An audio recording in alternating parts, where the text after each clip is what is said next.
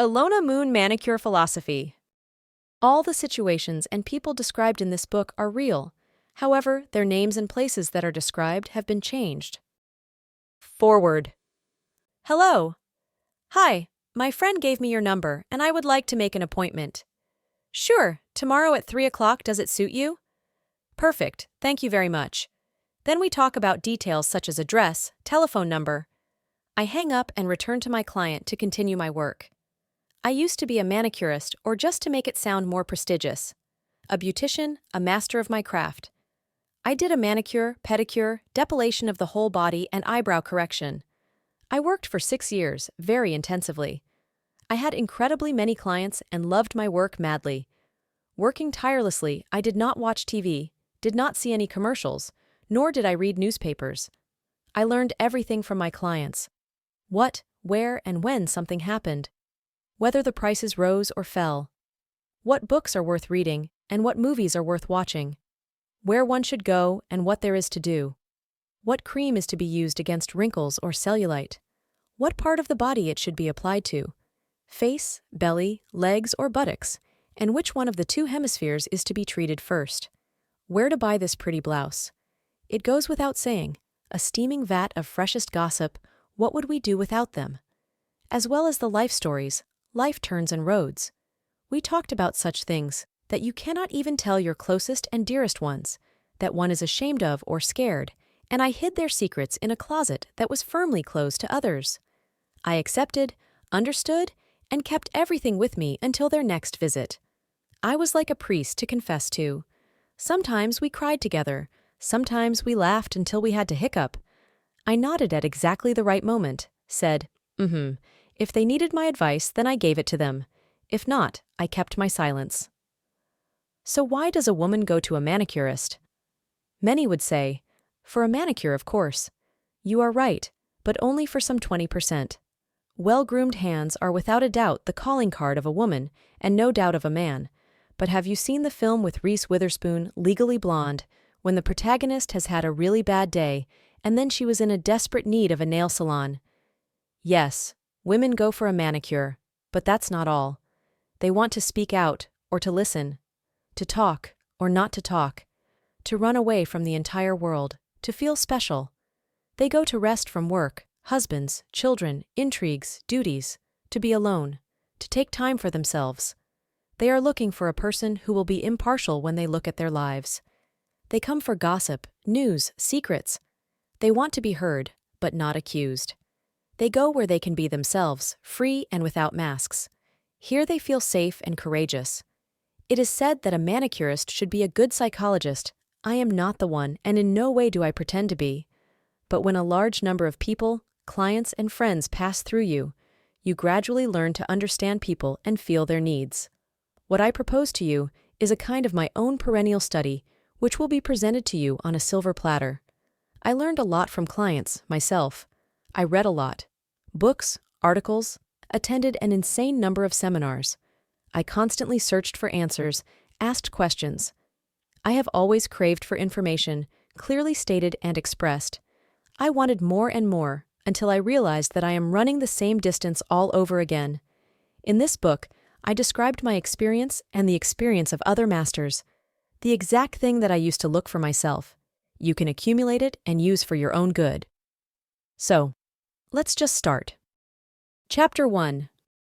What is the client looking for in a manicurist master? In many articles where the advice for the professional beauticians is given, as well as in different professional forums for manicurists, it has been continuously expressed that your client is to respect you, that no familiarities are allowed, that you are to be formal at all times, and etc. Then they wonder, where did all the clients go? What is the client looking for in the manicurist master? Professionalism, quality, you'd say. You would be right, but first and foremost, what you should have is internal energy. Even if you are at least 3 times a superb master, if this does not match, the client will no longer come to you. She chooses you intuitively, on a subconscious level. If the client likes your smell, she will come to you. If she likes your laughter or your voice, she will come to you. She gets attracted to your inner spark. She's looking for a person she is comfortable with, who she can trust, with whom she can open up, relax, and rest. Person who she will see eye to eye. The client is not attracted by a manicure. She is attracted by this chemistry. So we figured it out. But now a few words about professionalism.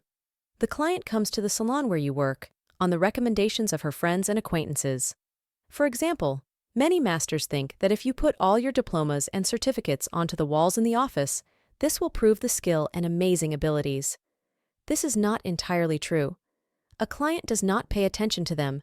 She can throw a look, but most probably will not get a grasp of them anyway. She will look at you, at your appearance, at your behavior, listen to what you say and how you speak, and evaluate all of the above, making her own conclusions what kind of a master you are. My diplomas are buried far in a closet, and not a single client had a desire to look at them. Furthermore, anyone can become a person providing manicure, pedicure services, and etc., but only the chosen ones become masters of their work. How to become a true master who will be admired, respected, and appreciated. Read on. Chapter 2. Master of the Craft. If you want to be a professional in your field, then this philosophy is meant exactly for you. Read everything related to your profession, go to seminars, and not just attend it to get a piece of paper that is called a diploma, but listen closely. Yes, when you attend countless seminars, you begin to notice that information is repetitive. You just sit there and think, I know this, I know that, and then bam, just one sentence, a trifle, and your world turns upside down. For example, in the courses I attended, they talked about the cuticle on the nail, that it should be pushed back, but they never told us why and what for. It turns out that the cuticle grows to the nail plate and slows down its growth. Just one sentence, but everything immediately became clear. Listen and ask questions. If you hesitate to ask them when there are other people all around you, you can always go to the moderator after the seminar and ask the questions that are important to you. There is no such thing as too much information. It may sound smug, but remember, who owns the information owns the world. In our case, the world of nail service. Moreover, there is no limit to perfection. Just for example, once a beginner asked me for a lesson. She wanted to see everything with her own eyes, and during the procedure and explanation to her, I also communicated with my client. The student at this time was absorbed in her smartphone, and before each next step I had to pull her out of there in order to explain some technical issues. In the meantime, she missed one of the most interesting topics: communication between a master and a client. If you came to get some knowledge, you are to absorb each and every bit of it like a sponge, every tiny detail, because you never know when all of a sudden it will come in handy. Read, check for accuracy, verify, share your knowledge with others, work to be the leader. About 10 years ago, in the market of nail service, a new product appeared: gel nail polish. Masters manicurists took it rather reluctantly, as they had to learn a lot. 6 months later, in one of the popular newspapers, I came across an article that the procedure of painting gel nail polish, or rather the use of lamps designed for drying polish, causes skin cancer. A woman is an amazing creature who has her own logic. She will be petrified of some kind of beauty procedures, but she will still have them, since the wish to be beautiful is stronger than the fear. Recall the old days, when women whitened their faces with powder with lead, poisoned themselves, but continued to do so. I realized that nothing will stop clients in their desire to look well, but they will start asking questions, so I went to Google for answers. I read everything: researches, scientific works, medical indications. I looked at the statistics of diseases available for the last 20 years, that nail lamps have been available on the market. I read the characteristics of ultraviolet lamps. Funnily enough, I have just managed to relay everything that I learned, acquired, and accumulated in just several sentences. When a client came to me concerned about this issue, I was able to explain everything in a normal language, and she was satisfied, soothed, and boldly took advantage of the desired procedure. When gel nail polish appeared on the market, it hit the finances of the masters, because the materials were expensive. The training also required money, and not everyone wanted to change. So an allegation that this procedure spoils the nails occurred without any basis. And again, I spent a couple of sleepless nights with my friend Google. Having compiled a sufficient amount of information, I went on to compare my work with that of other masters, called some of them, questioned them, argued with them. The result: Gel nail polish or the procedure itself does not spoil the nails, but on the contrary, it protects them. Nails are spoilt by irresponsible manicurists who are too lazy to learn and do not love their job, who, instead of admitting a mistake, correcting it, just disclaim responsibility and misinform the client. At the same time, they lose client confidence. All they had to do was to read, find out, and learn. One should also mention that it is a common situation that innovations are met with great distrust and meet much resistance on their way, as stagnated groups do their best to postpone the innovations as they see them as a real threat to their businesses. So you can see for yourself that gel nail polish, as well as everything that is connected with it, is not an exception in this case. Summarizing my own extensive experience, I can give you only positive feedback. A couple of examples. Every season, fashion magazines publish articles and trends of new shades of nail polish for the next season. Although it must be noted that trendy colors do not always suit a particular client and her image. One crucial example. Just imagine it is winter. It is windy and chilly. The client's hands turn slightly blue, or there are some people who have natural bluish skin tone. The trendy colors, the novelty of the season, faded brilliantly blue or gray with a tint of lilac or cold silver. As soon as you use these shades for the nails of the client, her hands would look like the hands of a drowned man. Trendy colors are not the ones that someone wrote about and named, but those that suit your client. I would also advise you to learn the color scheme. Another thing, different women's magazines like to publish articles, for example. Home pedicure, people love free stuff, but as we know, free cheese is only in a mousetrap and only for the second mouse. A client reads an article, then follows their advice, and you will be the one who has to solve these mistakes. Now, look at the situation. The article might have unconfirmed facts and consist of the imagination of a journalist who was tight on time and simply did not recheck the information. It was read by about 1,000 people. Out of these people who troubled to read the article, only 20 have come to you. The rest went to other masters, and we cannot be sure that those other masters were as prepared as you were. Next, only about 3 clients of these 20, whom you told and explained how everything should be in reality, will relay the right policy to their friends. Can you imagine the scale of the dissemination of misinformation? So keep your finger on the pulse, independently follow the trends from professionals, compare the facts, analyze, befriend the doctors, other professionals in your business, learn to think with your own head, and you will become an unsurpassed master, the master who will be talked about with reverence and advised to all friends to visit. What if you suddenly do not know the answer? Admit it honestly. I do not know the answer, but by the next time you come, I will have it. It is crucial to keep your word, but most importantly, once again, do not misinform. Some masters, again because of fear of losing a client, begin to say any nonsense because they don't want to seem ignorant. Practice shows that such masters still soon lose their clients. Do not think that clients are stupid as they feel, see, and hear. Be honest, it always attracts. And may the Force be with you, from the Star Wars. Chapter 3. Fears of Masters. What are masters afraid of? The main fears that hinder work are the loss of a client, and consequently cash income, and of course competition. These fears cause quarrels, intrigues. They make masters to make mistakes. How to get rid of these fears? First of all, don't count your chickens before they're hatched, so we remember, a client chooses her master herself. Secondly, there will be enough clients for everyone. At the beginning of the practice, you need to create a base of clients. It usually takes a year or 2. It depends on the place where you work, on your knowledge, on your attitude towards clients, on time. You have to wait it out patiently. Some clients leave, others come. This is normal. If you did everything right, but the client has not returned to you for the second time, relax. This is simply not your client. Yours are still to come. The universe does not tolerate emptiness. Do not stress yourself, worry, and envy other masters. This will lead to strain in your health, loss of clients, and friendship with other masters. It is better to engage in self-improvement, hone your skills, learn, spend this time with benefit. Knowledge gives confidence. Understanding of the business and fears will disappear, not immediately, but it will be so. Then there will come a time when your life will be filled with wonderful people. the very people you deserve.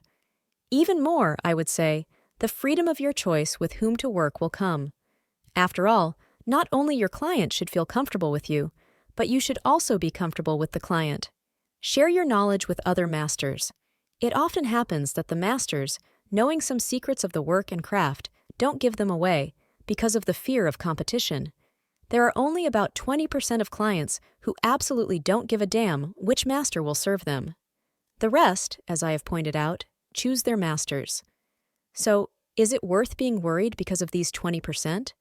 To quarrel, to be offended, to sort things out. Release this fear.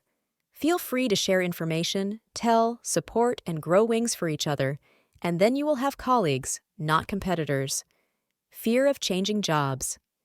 During my short practice, I have changed 5 places of work, and once again, no less than 8 times, somebody tried to lure me to other salons. 6 to 7 people worked per shift in the first salon. There were 2 shifts, and sometimes they got overlapped. The salon was in a well-populated, crowded place.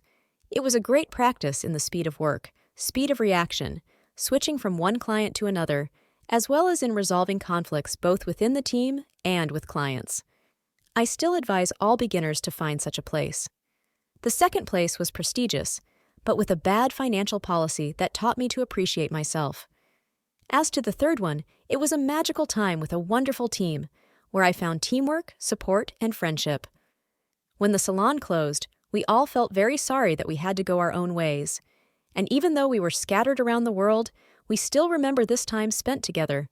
Well, the fourth gave a final understanding that I can do everything myself from that point on. The fifth is already my freedom, to work self-employed. What am I talking about? Only for the first time is it difficult to change the place of work, especially if you have a good relationship with the owners, the salon team. One is usually afraid to start it all over again. I know manicurists who continue to work in bad places for years, only because of the fear of changing something, losing clients when moving to a new place. Believe me, it is not worth it. It is never too late to acquire experience and get a lesson. You will find new clients, plus your old ones will find you. Remember, you should feel fine and comfortable. You must feel good. And then everything will be fine in your life. When you change jobs, leave the old, no need to explain, sort things out, proudly slam the door. Fly away beautifully, gracefully. This will appeal to people and give you beautiful relationships with others in the future. Chapter 4. Communication with your client. How to talk to a client. What to talk to her about.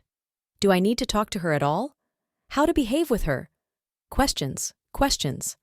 Calm down. Take a deep breath and relax. In the beginning, it was politeness, tact, courtesy. A client came, then go to her. Ask what she wants. Escort to the place of the procedure. If you are still busy with another client, do not shout over the whole room. Apologize to your client. Get up and walk to the person. Ask to wait a little. Offer her coffee or tea. Give her that minute of time. Every client is equally important. It isn't even the case that she is a client. It's just elementary politeness and manners. You've got a client? Before you start, ask a question about the weather. By the answer, it immediately becomes clear if a person wants to communicate or prefers the silence.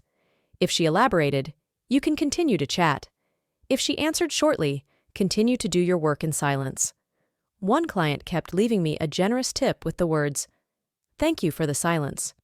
Prohibited topics in communication with the client: religion, politics, diseases, nationalities, sex, gender, and race.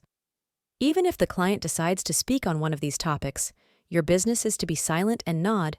Do not get involved in the conversation. Let her finish and gently change the topic. If a client has a procedure done for the first time or you introduce a new service, talk to her and explain everything you are doing. Structure the information simply and clearly. Know your stuff and do not do what you do not know. Talk to the clients. Explain to them your actions. In order to collect clientele, I had to repeat the same information 5 to 10 times a day for a year, and then during my practice to all my new clients, I repeated it to old ones if they forgot. Years later, I had gold clients who understood everything and even taught their friends, explaining that they should do likewise. Don't do anything or offer any procedures to your clients that you would not take up yourself. According to statistics, a client shares positive feedback with others in 8 cases, whereas the negative feedback is shared in 19 cases. Social networks enable this feedback spread with a breakneck speed, involving ever wider range of people. Your negligence, therefore, can turn into an unqualified disaster. Do you need it? Surely not. You should be involved into the client's life and pay attention to details. For example, the last time she visited you, she told you about her worries concerning her daughter's exams. Ask how it went. Remember the preferences. The client's favorite nail polish color, nail features, performance technique, or conversation topics. You can make some cards where you enter information about the client, just to remember it all. As you prefer, it is difficult at first, but after 3 sessions with the same client, the brain automatically remembers the necessary information. Speak to the client using her language.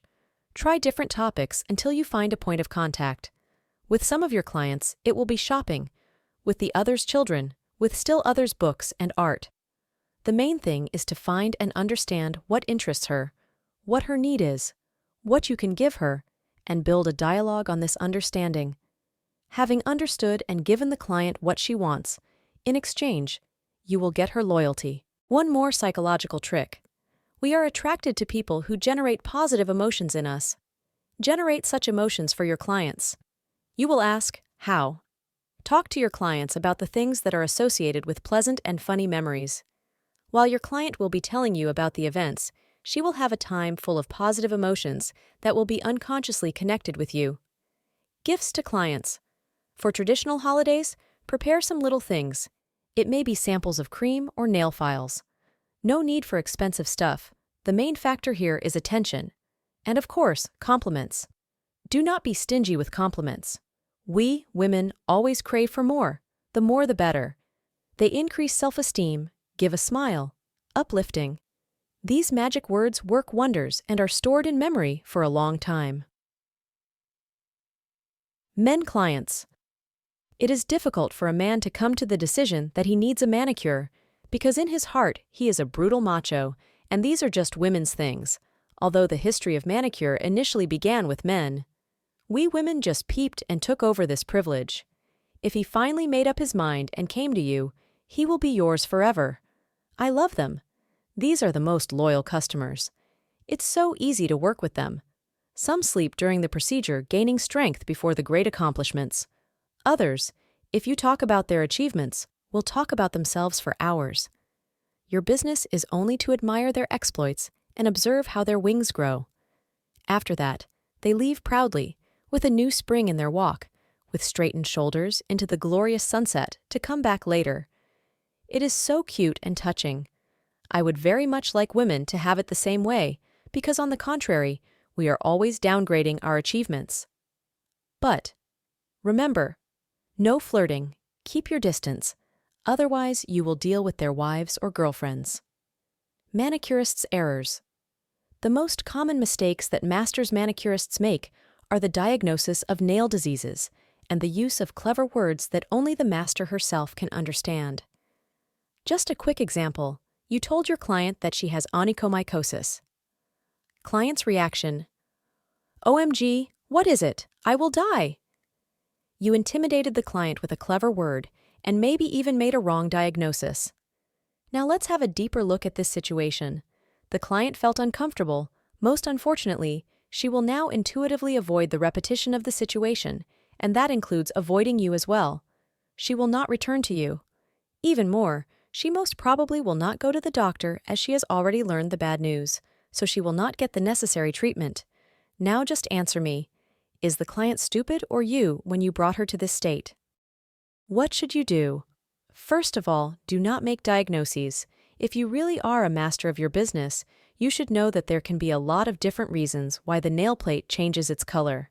Secondly, it is not a sign of professionalism if a person uses difficult-to-pronounce words.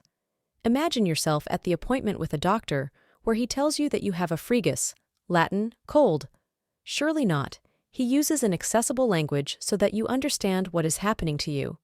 For example, if I saw some problem on the nail, I would say, "Of course, I am not a doctor, but I don't like this nail." The client: And what's wrong? Is it a fungus? I do not know exactly. There are about 5,000 fungi. My knowledge is not enough for this. Maybe it darkened, yellowed, thickened, due to some other reason.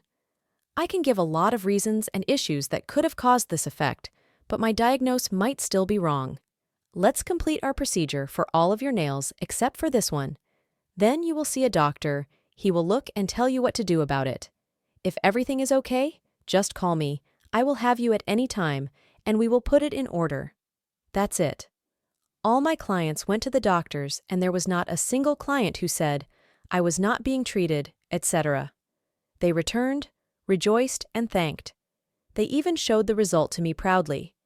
Look, is this normal now? If you keep a low profile, you receive high gain. Do not frighten clients into oblivion. Take care of their nervous systems. Speak to them in accessible language. We are not doctors, we are masters of beauty and aesthetics. Our business is to gently refer a client to a specialist if we notice something unusual. Everyone must do their job. Empathy. Have your empathy developed. Without having received due understanding from you, the client will simply leave and go to competitors. How to learn to show empathy. Step into the client's shoes. Feel the situation like she does, given her character, beliefs, values, thinking. This is not only listening to the client, but also understanding her with rejection of your own prejudices. It is not necessary to see eye to eye. It is immersing in the essence of the client while remaining yourself. Just look at this example. Imagine you are swimming in the sea. You feel salty splashes on your face, the smell of the freshness. The waves embrace you gently. Your body is completely immersed in water, but at the same time you do not disappear anywhere. You do not become the sea. You stay yourself. Why is it important? You will be different from all other masters. The ability to feel and the desire to understand people will help you smooth out conflicts. Find words for each client individually. This way, you will form strong relationships with the clients and reach mutual understanding. Complaints and problems of clients. There are two types of complaints and problems. The first is when you drop a brick. What should you do? Well, that's easy. Just admit your mistake, apologize, and solve the problem. The second is a scandalous client. They can also be divided into two types. The first is just a tired person who is not in her mood, who had really had a bad day, and some trifle displeased her. Something in your actions was the last drop. What to do? Hear her out, understand, and forgive. Offer her a cup of coffee, and there everything depends on a situation. Either keep silent or try distracting with funny stories. The second is a vampire, not the one from the Vampire Diaries. This is a person who just gets pleasure when she does something bad to others. How to identify such people? Her face is full of contempt, as if everyone around her is just mud. She can spend the whole procedure in silence, smiling scornfully. But in the end, you will find a firework of emotions. Everything will be bad, and you will be the main universal evil. What to do? Do not make excuses, do not be rude, and do not swear in response. It will only provoke her even more. Tactics and diplomacy. Relax. Let her speak out. Respond in a calm tone. Gently say goodbye. And add to the blacklist. We do not need such clients. And thank God, there are very, very few of them. Patience. Have patience towards your client's strangeness. A short example. I had several clients for whom the form of nails was of utmost importance.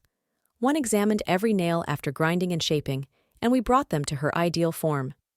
It took about half an hour to shape the nails, but she left with happiness because she saw and felt that her wishes were taken into account. Another ground and shaped her nails herself. Please, for God's sake, give her this desired freedom of action. Relax yourself, take a sip of coffee, and just enjoy communication with your client. The main thing is that the client is satisfied. Do not take their whims on your account. You also have your own little quirks and whims. Take people as they are. Political correctness. A lot of people will pass through your hands. A lot of girls, women who are someone's friends, someone will come on someone's recommendation, someone will bring an aunt, her mother, her husband, etc. These people are of the same social circle. They communicate with each other, have rows, reconcile. How to stay friends with everyone. You need to be politically correct to preserve and protect their secrets. Let's have a look at a gossip. Everyone loves them, even those who say they despise them. Especially sweet, savory, hot. Do you know the joke? 3 friends gathered for no particular reason just to talk about stuff, due to the fact that they all came across of each other on purpose. So just in this joke, when there are 3 of us, we talk about fashion, children, some kind of shows, general things. It is like a manicure-pedicure party. But when they come separately one by one, they talk about the other 2, about lovers, husbands, different stories about acquaintances. Gossip as a form of communication is a part of life. However, it's not allowed to relay it further. All that was said to you, one-on-one, should stay with you. So let's imagine the situation. Both the wife and the mistress of one man use your services. You decide to open the wife's eyes and tell her about the mistress. Why mustn't you do this? Because you do not have the right to interfere with someone else's life. You do not know the full picture. Maybe they have such an agreement, and such a life suits them. Even if it is not the case, when everybody gets over the problems, they will remember you, but with an unpleasant aftertaste. You will gain a reputation of a gossip girl. Do you need it? Surely not. I had a nasty case. 2 sisters, Anna and Catherine, were my clients, and their aunt came to me on their recommendations as well. She seemed like a nice woman.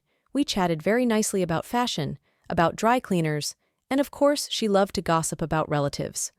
When she didn't get answers from me, the gossips about the sisters, she went and presented them her own words on my behalf.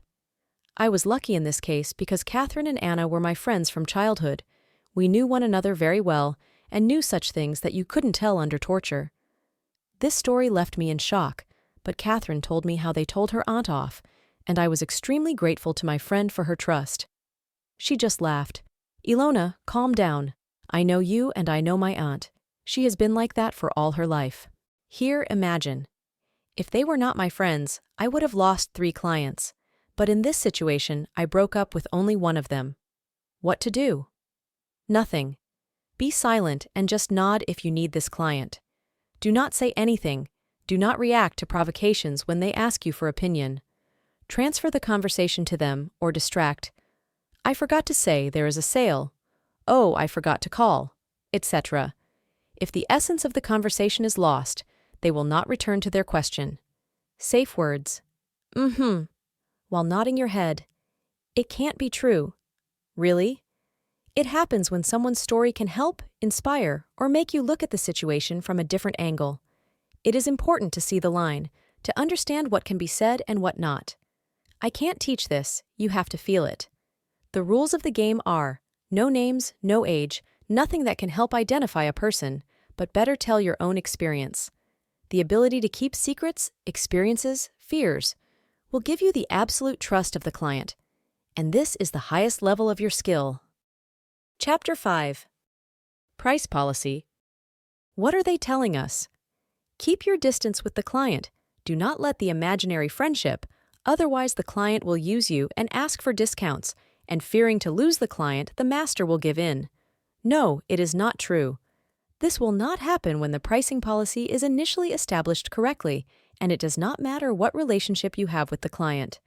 During my studies, when I still couldn't really hold a tool, my close friend asked to do a manicure for her. After the procedure, she asked, "How much do I owe you?" "Nothing, you're my friend." She looked at me and said, "It doesn't matter that I'm your friend. This is your job. Get used to taking money for it.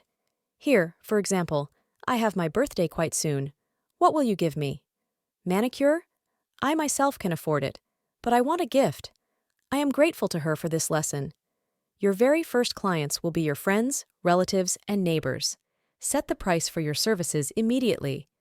The exception may be your mother, sisters, husband, the people of your first circle. You have to explain for the rest that you do not work for free. This is another example. One of my relatives once told me, "Why do you take money from my wife? You could do it in a kindred way free of charge." Listen, and you sell cars? Give me one of them for free? You are my relative, so I can have it free of charge, right? I replied. I agree, it was rude, But it immediately became clear and there were no more questions. Another one, my favorite. You need practice so you can practice on relatives and friends for free. Just reply, I need a practice in being paid as well. How to calculate the price of your services. The price consists of 30% from service resources and 70% of net income. It can vary depending on the level of the professionalism of a master, prices for the materials that are used, and other expenses place of work, and on the economic situation of the country you work in. About discounts. As I wrote above, talk to client, explain them, tell them. Explain to them that you want to provide a quality service, and for this you need good and quality products, tools, and knowledge. It all costs a lot. Tell them about the time you spend, provide them with reason statements, grounds. Do it gently but firmly, and they will understand you. Price increase. Everything must be reasonable. You woke up in the morning and decided now the prices will be up and I will be rich. No, that doesn't work that way. If you want to increase the prices of the services, something must change in this service. You must have passed advanced training, changed cosmetics to a higher quality, made the place for the client more comfortable. Just do not do this after each purchase of a new color of nail polish or a regular seminar. How did I do it? Once a year, in spring, at the beginning of April. Now a few words. Why precisely in spring? This is the game of human subconscious. Summer is time when people have annual leaves. They have worked tirelessly all year, so they will be strained by the idea that someone is encroaching upon their rightful money. When autumn comes, people have their ancient instinct activated with a sincere desire to accumulate stocks and catches for the winter. In winter, the heating is rather expensive, and we are ill more often than in other seasons. It is dark outside. Nobody wants anything. Any negative news are taken painfully. And then spring comes. Spring is always the beginning. It brings with it new trends, undertakings, desires. We open the windows to inhale the full scent of flowering trees. We begin to take trash out of the house that has accumulated over the year. We discard warm clothes and start cleaning our feathers. We strive for the new and the unknown. It is at this point that a person will accept any changes, as she is in an emotional lift. Now back to our topic. So, once a year, in the spring, at the beginning of April, I warned my clients that from the following month I would raise prices. Why did I do it a month ahead? First of all, in order not to get confused in clients who had already been warned and who hadn't. Secondly, the transition is smoother. A sharp increase will puzzle the client, causing confusion and unnecessary questions. Then, again and again, I would repeat it many times. Talk to your clients. Explain to them why. The prices have gone up. Over the year, you have completed several seminars or new trainings. You have improved your skills. You want to offer your clients new ultra-fashionable trends. Everything has to be honest. I am not teaching you to cheat. I just explain how and what to do and say. Give the clients a choice. Stay with you or look for someone cheaper, and believe me, they will choose you. There are only a few good specialists. Chapter 6. About conducting seminars. Have you been invited to conduct a seminar? Ah, euphoria, joy, pride in yourself, and panic. Well, that was what happened to me. Maybe you do not feel that way, but I suggest listening to my experience. Maybe it will come in handy. When I had gained sufficient knowledge, I wanted to share. I did not have to wait for a long time. My friend worked in the company that supplied products and accessories for beauty salons. When we met, we often discussed various working nuances. She appreciated my knowledge, and before long offered to become a technologist in their company and conduct seminars.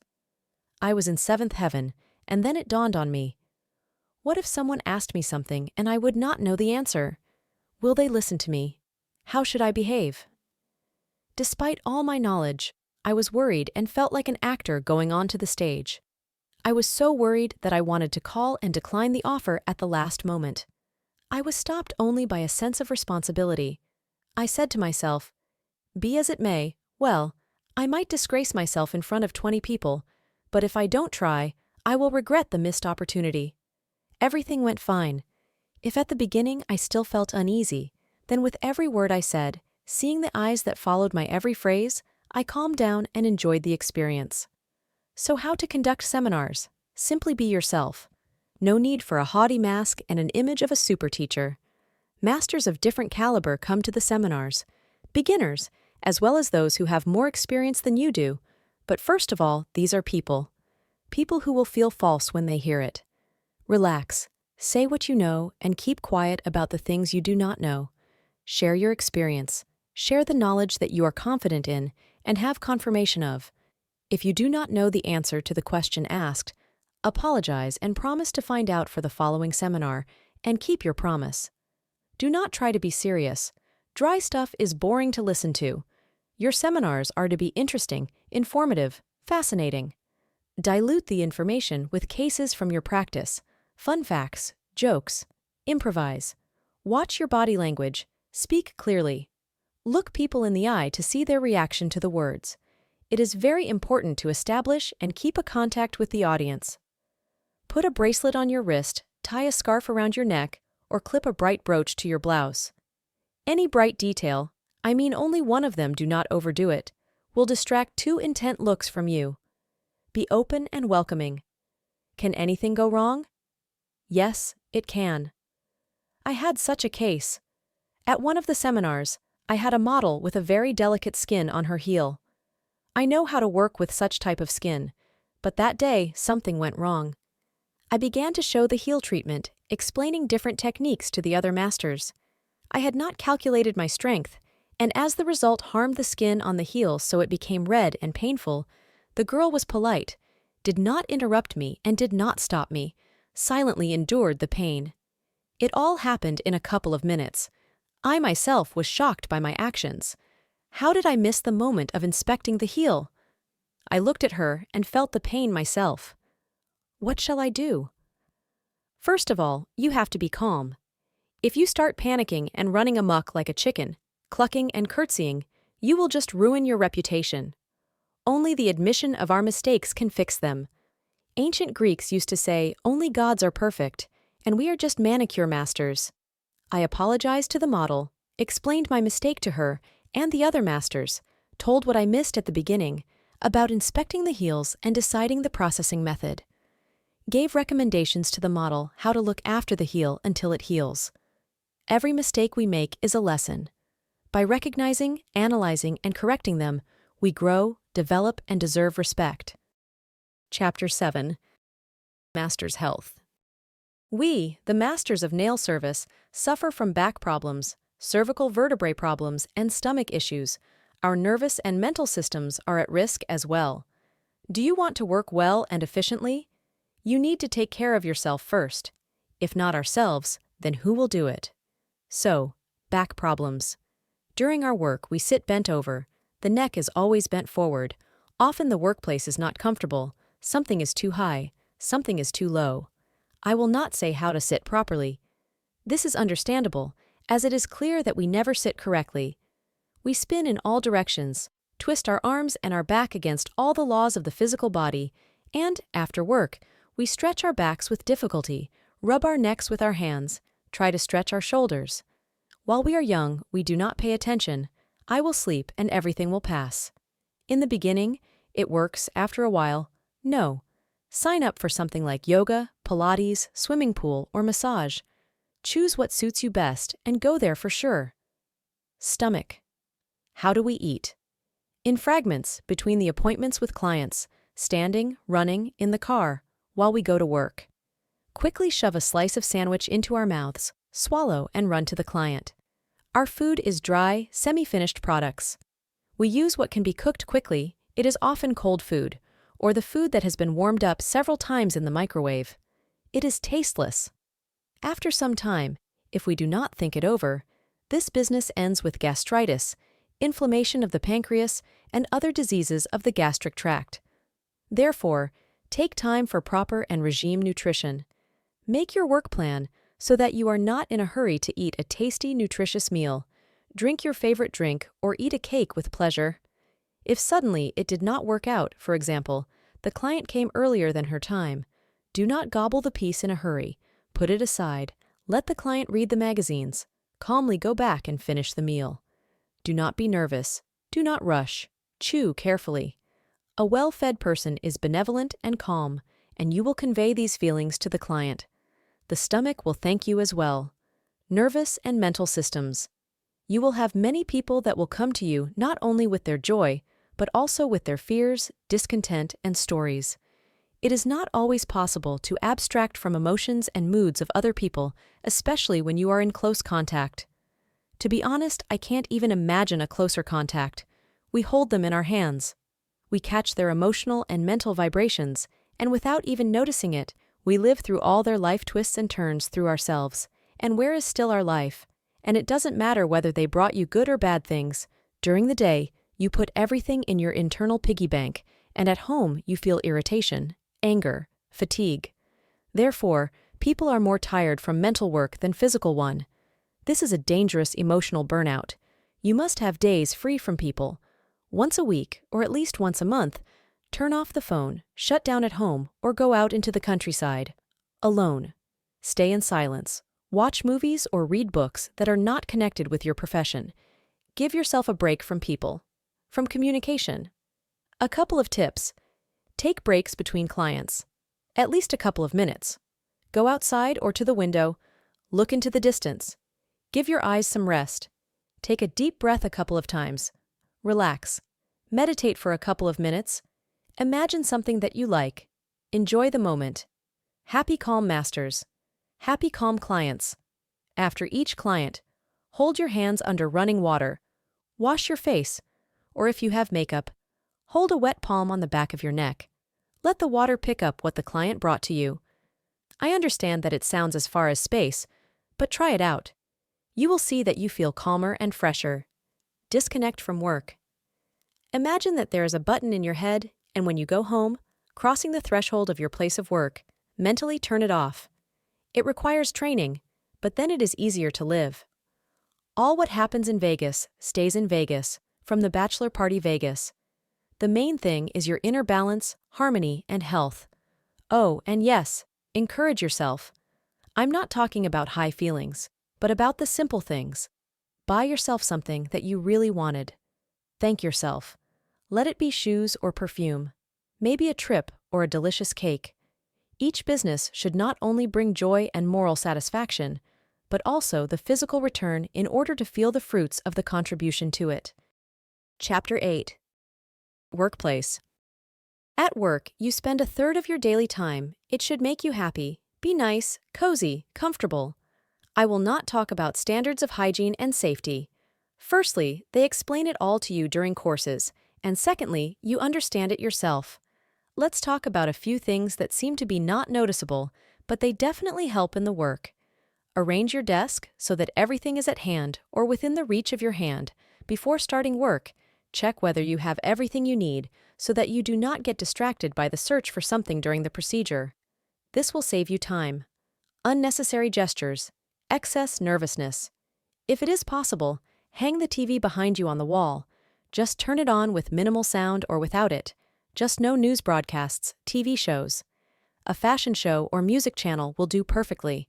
Something neutral. It will also help if the client came with the child and you have nothing to occupy it with. You can turn on the cartoon channel. Keep at work. Color felt tip pens, a couple of colorings or children's books. It does not cost much. The client's child will be busy. It will be easier for you to work, and the mother of the child will be grateful for the respite. No TV. Hang a mirror behind you. People do not like distorted evil facial expressions. In order to avoid this, the client, seeing her own reflection, will try to look cute, and this will contribute to her inner peace and also self-admiration, which improves mood. Smiling to herself, she will smile to you. Put a lit candle so that the client and you can see it.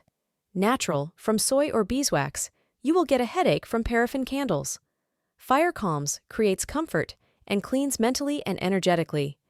The life of our ancestors revolved around fire, and subconsciously, through genetic memory, we are drawn to it. Share the warmth and light, it will return to you. Just remember about fire safety. Chapter 9. Cosmetics and materials. Buy only high-quality cosmetics and materials. Yes, it costs more. But does it? Take, for example, a bottle of gel polish and a bottle of base for it. The bottle of gel polish costs £15. Base, 20. The outcome of the bottle of gel polish is 50 procedures. If applied in 2 layers, the base is about 90 procedures. Divide. The outcome of gel polish per client is 0.30 pence and the base is 0.22 pence. We add other costs such as top coat, primer, sterilization bag, workplace rent, etc. We will get the total of £6 for the procedure. If you take £20 for a manicure with gel polish, then here are our 30% of the cost. See pricing policy. It is fair and not so expensive. Many companies organize workshops to push their products to you. It is not bad, it is their job.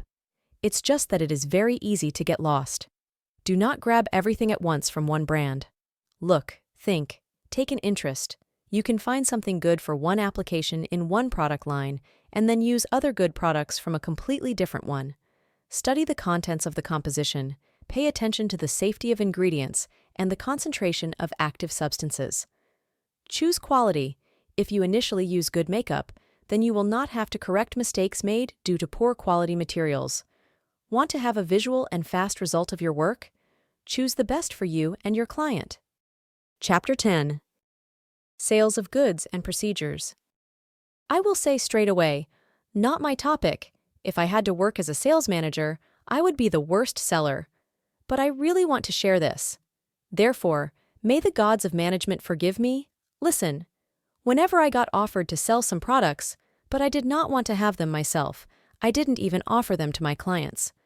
I sold only the products or procedures that I myself loved the most. For example, a famous brand released a new color of nail polish named Sexy.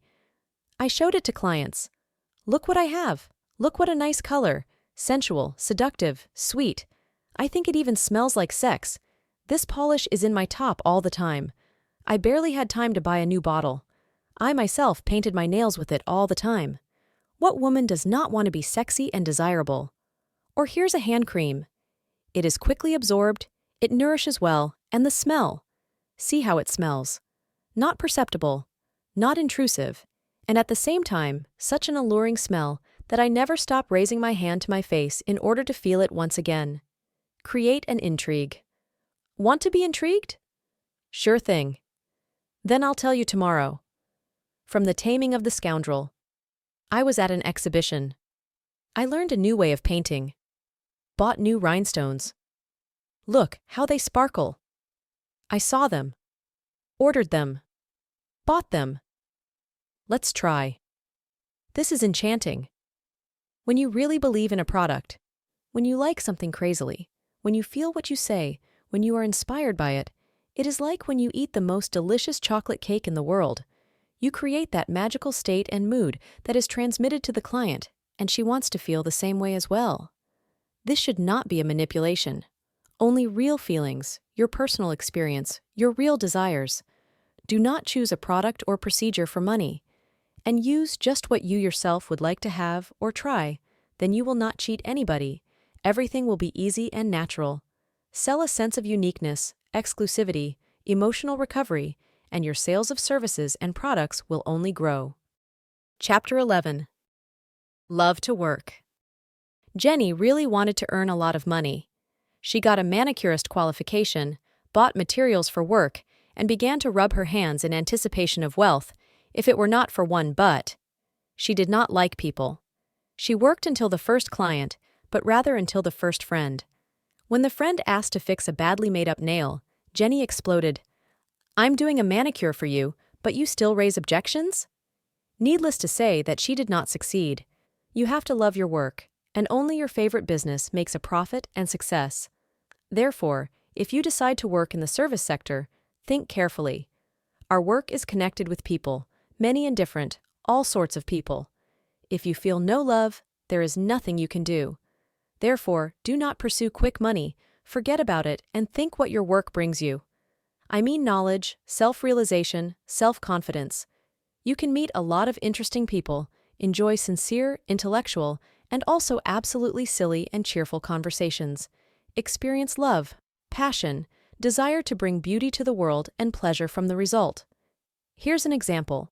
Once after a pedicure done to Dana, my client, I looked at my work, at these neat nails covered with the color of ripe cherries, and said, "How beautiful they look, how sweet and seductive they are. Come home, show your husband." "He won't notice, men are always like that," she answered. "Then come up to him, show your leg and ask, 'Beautiful?' He will say, 'Yes.' Then coquettishly say, 'You must kiss each toe,' and see what happens." I winked. The next day, phone rings. Loud, turbulent emotions in the receiver. "Are you at work? I'll be right there." Well, I hang up and thought to myself, what has happened? Did the polish fall off?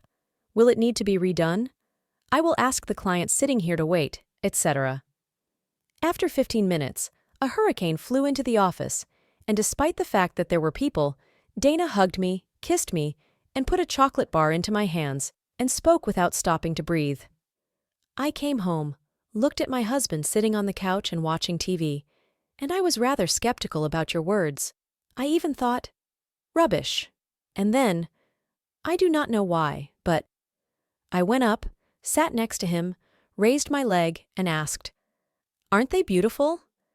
He looked and murmured, "Yes," curtly. Well, I took a deep breath and said exactly as you had told me to say. And he kissed each toe. "Thank you, thank you." She rushed back to work. The client sitting in the armchair looked at me like I was an enchantress. And I was over the moon in the clouds of these wonderful emotions conveyed to me. We are not just masters of nail service. We are fairies of beauty. We create magic. We carry the charms. A client came to you, threw off her shoes after a working day, and it didn't matter whether you were chatting or working in silence. She relaxed and rested, felt your care and felt special. She will leave in a wonderful mood and a crown on her head. We are girls. We love to feel beautiful and special. Admit it, because it is so, even if it is somewhere hidden deep in your soul. It is very nice to give love, because it will always come back to you in feelings and emotions of your grateful clients, and of course, in the form of money as well. Chapter 12. My story. I got into the world of nail service by chance. I had never dreamt about it. I had never thought about such a job, just like any woman went to a manicure every couple of weeks. When the children grew up and went to kindergarten, I began to look for work and faced with the fact that employers do not want to hire women with small children. I do not blame them, and I understand. Children often get sick, moms have extra free days, and etc. After several months of unsuccessful job search, I went to the Public Employment Service, and there I was offered to undergo manicure courses. I did not know anything about manicure. I never even understood what the master was doing to me. Well, she used a nail file there. Well, sort of cut off the skin, covered in nail polish. That's it. At that time, I had a lot of different things on my mind. Divorce, debt for the apartment, small children, had to make a living.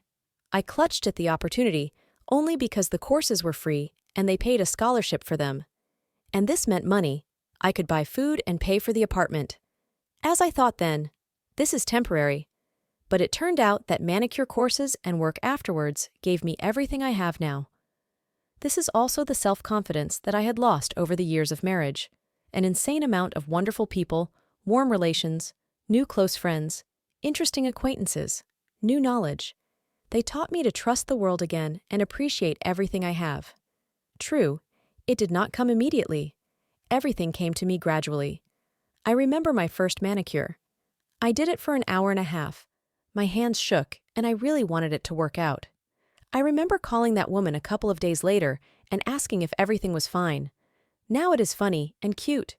Then it was something new, and because of that, it was scary. I managed to get regular clients in 2 years, but already before that, I had been able to pay off the debts and fully support the children and myself. I worked a lot. At first they were friends at home, then relatives, then I got a job at a beauty salon, and after a couple of years I conducted seminars and trainings. It was like a rat race. And for some time I forgot about myself, and here, from above, they reminded me of it. I went to hospital with inflammation of the pancreas. A couple of days of hunger and painful procedures put my brains in place. I kept only one job, stopped conducting seminars. It was a bit uncomfortable. It is normal to be afraid of being left without half the income. But when I was able to relax and work calmly taking my time, my income even increased. After that, I left for a completely different country where I gave birth to my youngest child and became a diligent housewife. Although my life was and still is almost perfect in its every aspect, I felt some kind of an inner pressure as if something wanted to get out. From time to time, I wrote something down, and these notes were stocked in different places of my home. I had been accumulating notes and ideas for 4 years before I finally decided to put them all together and to write keeping to the storyline. This is how I came to write this book. I really want you to like it. Here's my story. Will we wait for the continuation? I am very interested in how it will end up. And of course, as a person with ambitious plans, I want to conquer the whole world. Are you smiling? Perfect. So am I. Afterword. The idea that our purpose for living is to find that perfection and show it forth. Jonathan Livingston Seagull, written by Richard Bach. Yes, it sounded smug, and I will not even dispute this. The crown on my head sits firmly. Despite the sort of short term of my practice, only 6 years, it was very saturated. I was lucky to work in populated places, and yes, I was a very good master with an insane amount of clients. 4 years later, as I left the practice, all my warm and close relationships with clients remained. These relations moved to a new level, and I can call many of them close friends. Therefore, with all the responsibility, I boldly declare that I know how to build a relationship with a client. That means that I can be smug. I truly am proud of myself. With this book, I did not want to offend anyone, to say that someone is stupid, that only I know how to do things. I know that you know all this, and that you work this way, maybe even better. I will never object to this, only that having worked in the cosmetic industry for many years and analyzing this filed thoroughly, I understood that there are issues that have always been pressing and up to date. How to raise prices. How did you do that? Relatives do not want to pay me. What should I do? Situations of physical and moral burnout. With fears such as loss of a client, loss of income, fear of living with no money, loss of work, change of work. There are countless situations and questions, and not every one of us knows how to act in this or that case. It's like with seminars, like you know everything, but here's some little thing that is new. I hope that what is described in the book will help someone, inspire someone to accomplishments, give strength to someone, and just have fun for someone. Maybe someone will recognize herself or himself, and this will help to look at the situation from the outside. I wrote from the point of view of the manicurist, but I think a lot can be applied in other branches of the customer service. I wrote it using a simple language, without the use of complicated terms, clever theses. I could have written a huge volume, but did not want to expand, because I remember what it means to be a master and how valuable our time is. Thank you for your attention and time. Good luck, success, easy work, and good clients.